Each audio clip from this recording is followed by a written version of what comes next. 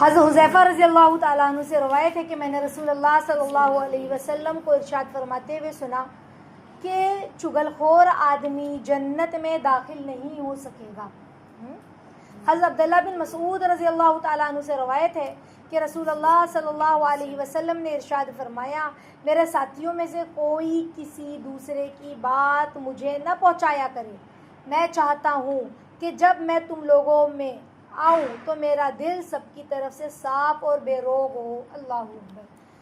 تو اللہ کے نبی صلی اللہ علیہ وسلم نے فرمایا چغل خور آدمی جنت میں داخل نہیں ہو سکے گا۔ جو چغل خوریاں کرتا ہے، جیسے کہ کسی کے گھر پہ ہم ملاقات کے لیے گئے، ان کے گھر میں ہم نے دیکھا کیا ہو رہا ہے، کیسے ہو رہا ہے، کون کیا کر رہا ہے، کون کیا نہیں کر رہا ہے، اور اس کی چغلی یہاں کر رہے ہیں اپنے گھر میں یا کسی اور کو۔ میں اس کے گھر گئی تھی نا تو اس کے گھر ایسا تھا، اس کے گھر گئی تھی نا تو اس کے گھر ویسا تھا۔ تو اللہ کے نبی کہہ رہے ہیں ایسے شخص جنت میں داخل نہیں ہوگا جو چغل خوری کرتا ہو، کسی کی بات کسی تک پہنچاتا ہو کہ وہ تو وہاں گئی تھی، وہ تو یوں کی تھی، اس نے ایسا بولا تھا، اس نے یہ بولا تھا۔ تو اللہ کے نبی کہہ رہے جنت میں ہی نہیں داخل ہوگا۔ کتنی بڑی بات ہے نا، کتنی سوچنے والی بات ہے، کتنی بڑی وعید ہے۔ اللہ تعالیٰ ہم سب کی حفاظت فرمائے۔ تو انشاءاللہ ہم فکر کریں اس بات کی کہ ہم چغل خوری سے بچیں۔ آج ہم دیکھیں اپنے اوپر واچ کریں 24 گھنٹہ، کیونکہ ہماری زبان سے کسی کی چغل خوری تو نہیں ہوتی ہے۔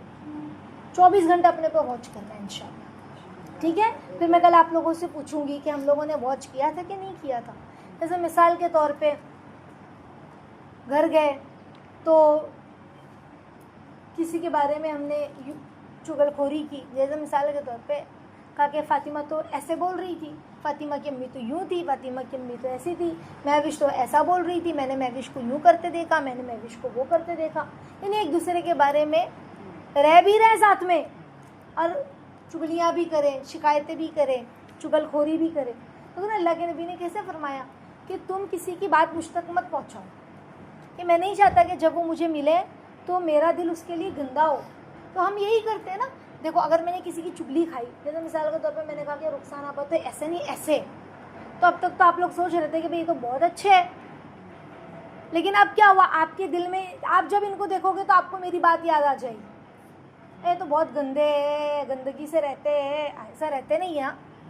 میں اگزامپل کے طور پہ سمجھا رہی ہوں کہ تو ان کو تو طریقہ ہی نہیں ہے رہنے کا، سب سامان پڑا رہتا ہے یہاں وہاں۔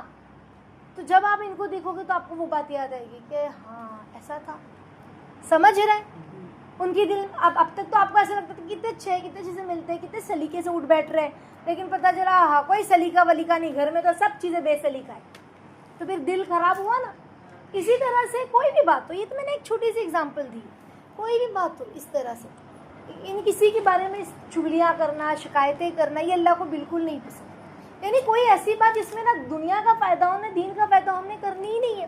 اور میں آپ کو بتاؤں سب سے بڑا نقصان چغل خوری کا عبادت پر زیادہ تھا۔ آپ بیٹھ کے کسی کی چغلیاں کھاؤ، جم کے کسی کے بارے میں بیٹھ کے گھر میں گوسپ کرو، اور پھر آپ دیکھو آپ کی عبادت پہ ہر جائے گا۔ آپ نماز تو پڑھو گے، اس میں نور باقی نہیں رہے گا، سستی لگے گی، جیسے تیسے ادا کر لی۔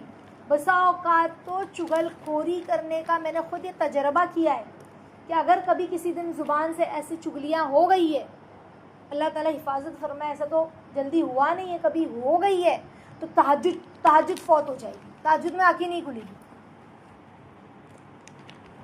نحوست آئے گی نا اس کی، آنکھیں نہیں کھلے گی تہجد میں۔ کتنی جلدی سو جاؤ، کتنے ہی الارم لگا لو، کوئی الارم کام نہیں آئے گا۔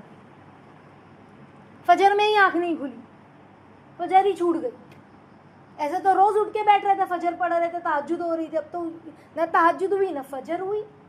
کیوں؟ بیٹھ کے جم کی چغلیاں کھائی نا، اللہ کو نہیں پسند آیا۔ سمجھ رہے؟ اگر میرا کوئی بھائی بہن کی میں کسی کے پاس چغلی کھاؤں تو اماں ابا کو اچھا لگے گا کہ میں باہر اس کی چغلیاں کر رہی ہوں اپنے بھائی بہنوں کی۔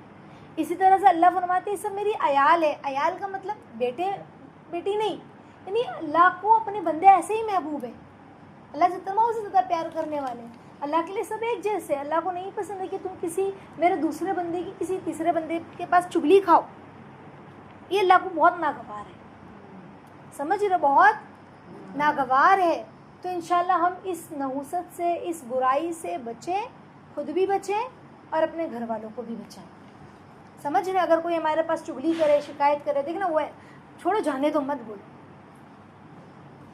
فالتو میں ہم دونوں گناہ میں پڑیں گے. تم بھی گناہ میں پڑو گی، میں بھی گناہ میں پڑوں گی.